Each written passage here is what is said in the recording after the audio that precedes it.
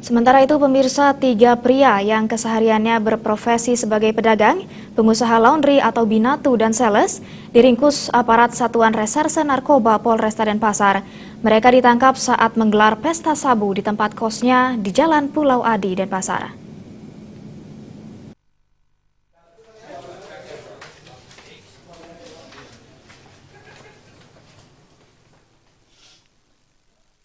Polisi mengamankan tersangka SJ 23 tahun warga Jalan Serma Repot, Sangla, LH 24 tahun warga Jalan Blambangan Kuta, dan IM 22 tahun warga Jalan Watu Rengkong, Denpasar. Ketiganya ditangkap berawal dari informasi masyarakat yang menyebutkan tersangka IM kerap mengedar sabu di seputaran Jalan Pulau Adi. Selanjutnya polisi melakukan penyelidikan.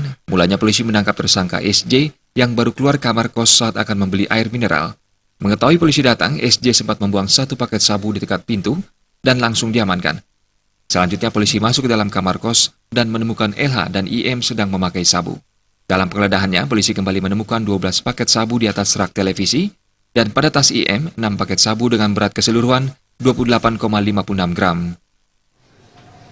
Mengamankan 3 orang jadi TKP-nya di Pulau Adi yang saat itu ketiganya ini sedang menggunakan sabu, jadi dia pesta sabu bertiga.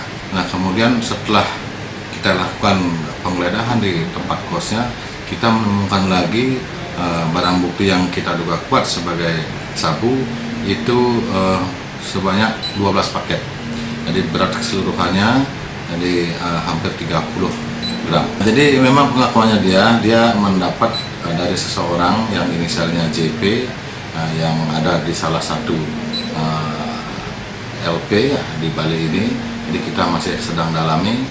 Hasil pemeriksaan, sabu tersebut dibeli dari seseorang berinisial JA yang berada pada salah satu lapas di Bali.